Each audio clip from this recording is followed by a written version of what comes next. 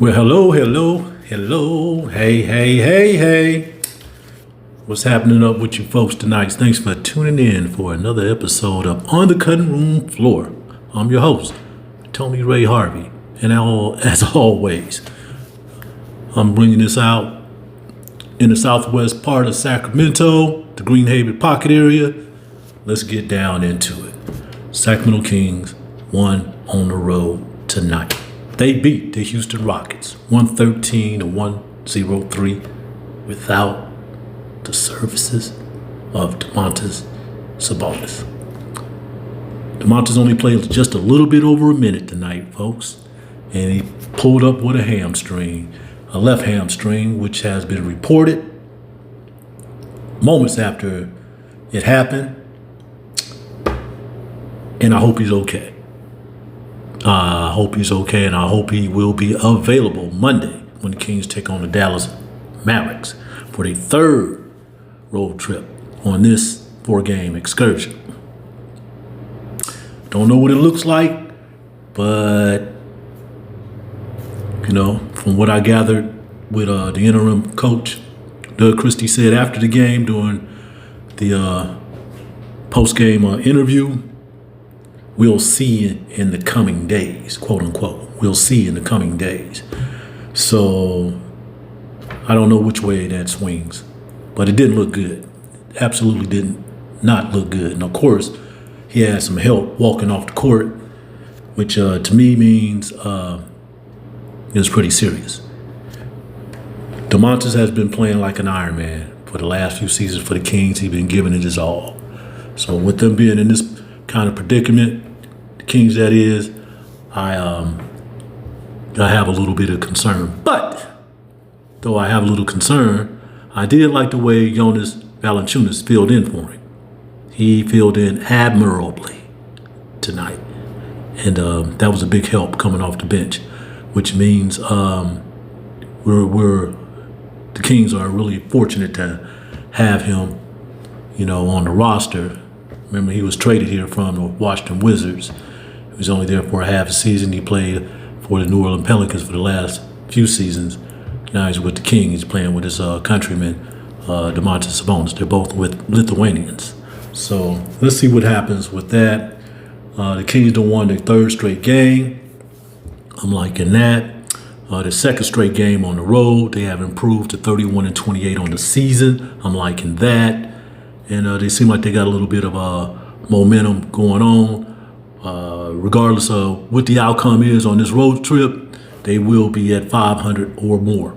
Hopefully they'll come back at 100%, which means Doug Christie can possibly return back to Sacramento with a 20-10 record. He is now 18-10 on the season since he took over as the interim coach, December 27. Looking good for him. And I will say this because I'm not going to cuss. He's coaching his tail off. He's coaching his tail off. So obviously, last weekend they had 2 back-to-back practices. They had a practice before they went on the road. And this was after they beat the Charlotte Hornets here at home. They played Utah. Then they had a couple more days off. So I know they at least got 1 practice in, maybe 2. Maybe 2 because they haven't played since Wednesday, February 26th. So all that time together and being out on the road and, away from Golden One Center is benefiting them in a positive way.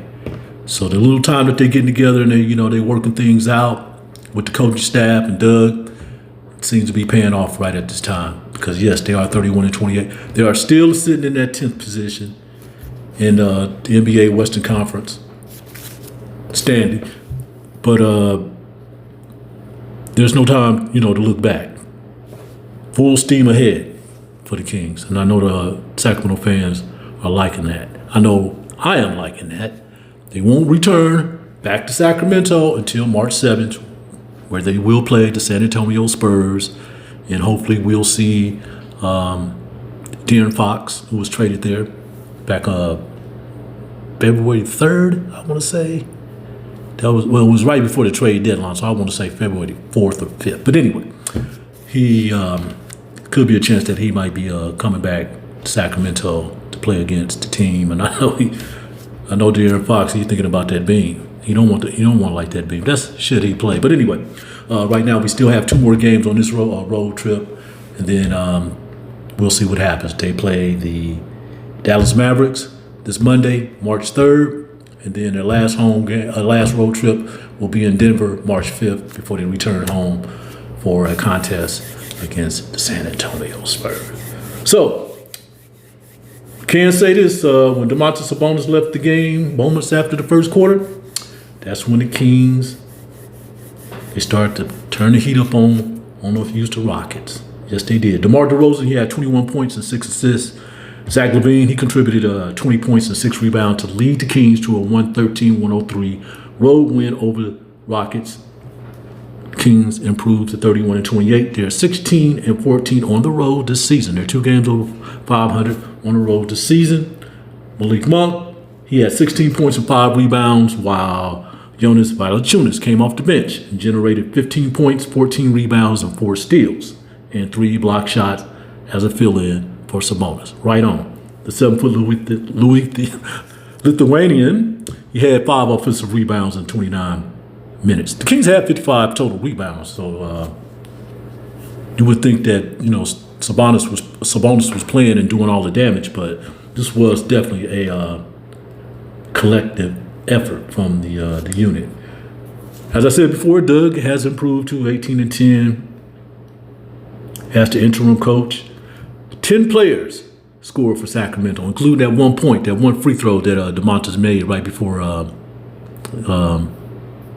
he was injured. I don't think anybody was around him when that happened, so that had to be a strange pull. For the ones that know me, I was a track and field athlete in high school.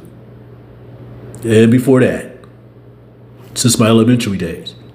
I remember my junior year in high school, I pulled my hamstring badly. Okay? Of course, coach, the staff in my high school was really supportive of everything. They put me in the right direction. They sent me to the right doctor. I got treatment for 2 weeks. It took 2 weeks to heal. Matter of fact, I almost came back before I was fully healed. I was warming up, but you could just feel that tightness there. This was 2 weeks for me, and I was getting treatment. So I worry about Domantas' situation right now. Something like this, a 2-day turnaround is not going to help. I highly doubt at this point that he's going to play in Monday's game. We'll see how things go in coming days. That was Doug Christie's message to Sacramento fans and spectators about Domantas Sabonis' situation. Yeah, so he scored 1 point, and the other 9 players, I think there was about 5 or more points. 21 tops, with DeMar, and 20 with Zach. Keon Ellis, he had 12 points of offense, and he collected 5 steals on the defensive end. And I surely like to know, I'll try to find out later how many deflections he had, because he was getting deflections like left and right, on top of those 5 steals. He's the playmaker. He's the playmaker on defense for the Kings. Then he's worth every dime of it. Like Doug Christie said, he's a special player. No doubt about that. He wins a lot of ball games for the Kings. He really does. Alperen Sengun, he assembled 30 points, 10 rebounds, and 5 assists for the Rockets, who fall to 37-23. They're 20-10 at the Toyota Center, and they are still currently in the number 5th spot in the NBA Western Conference. So I know they were trying to gain some momentum on, I think it's Memphis. It was about 1 or 2 games ahead of them. And Memphis is right behind. We have to check that out. I don't want to give any false information, so we'll check that out as far as the standings here.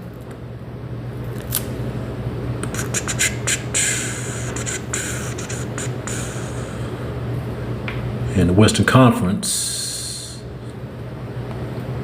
Okay, this is what it looked like. The Oklahoma City Thunder are 48-11.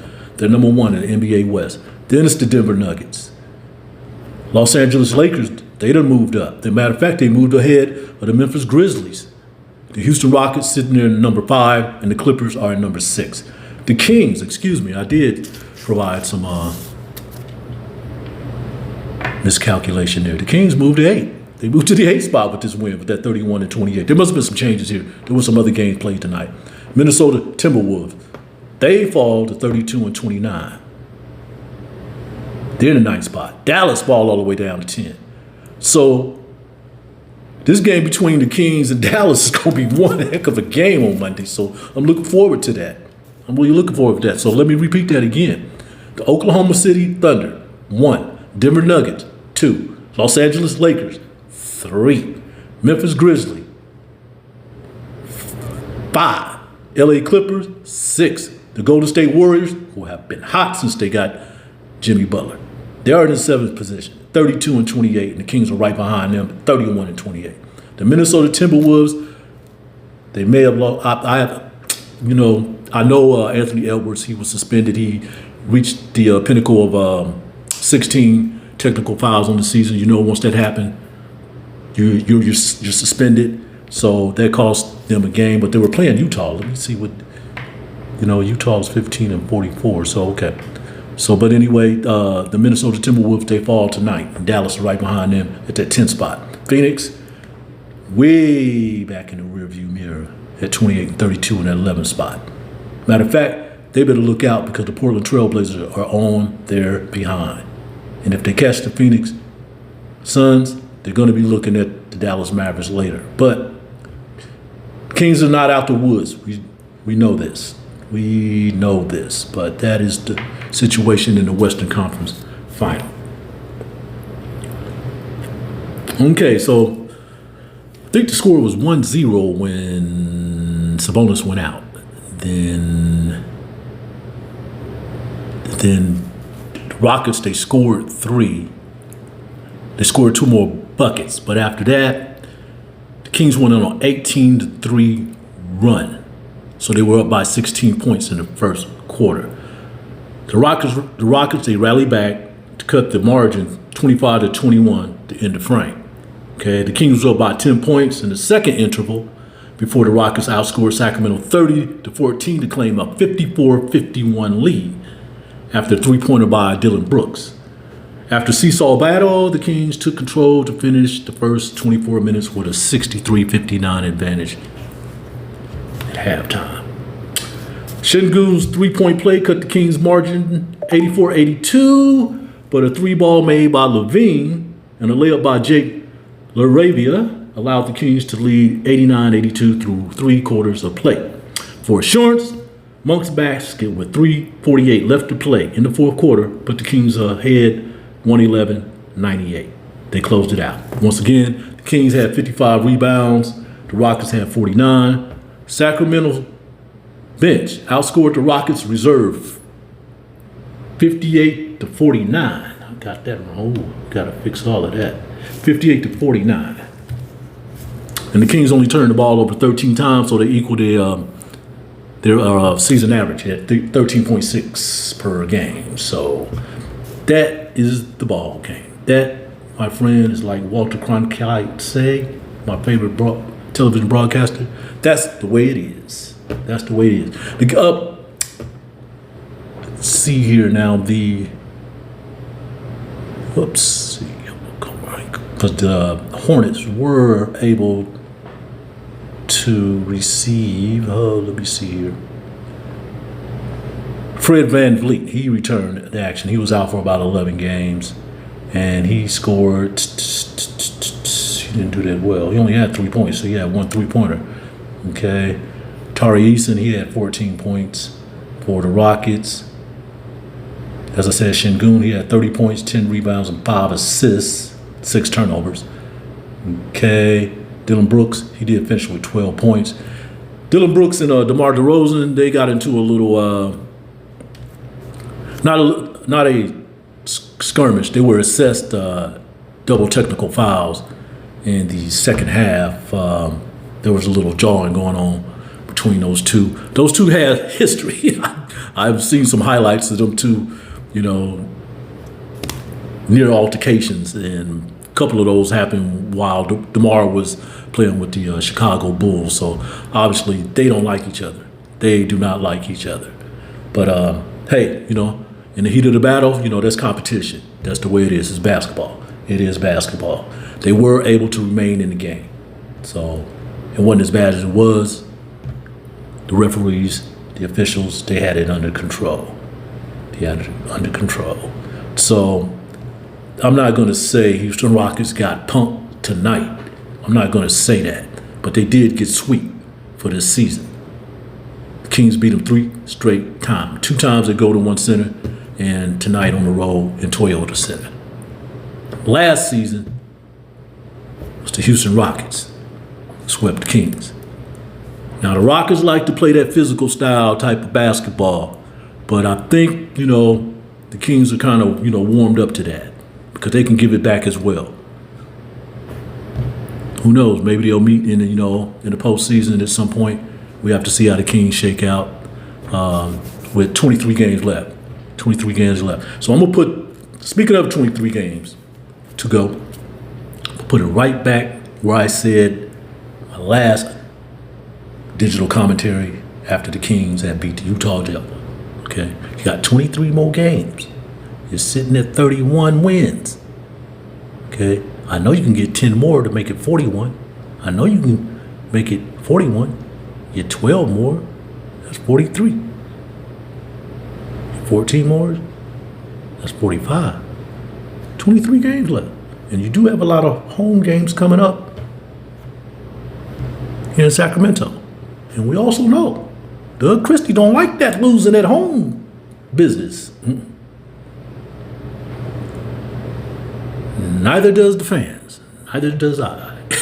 But anyway, 10 games. I'm just putting a 10-game marker there. And you win again. You beat Dallas. I'm going to put that 10-game marker. I'm going to keep it right there. Because then you can reach 42. But let's see what happens. Let's see what happens.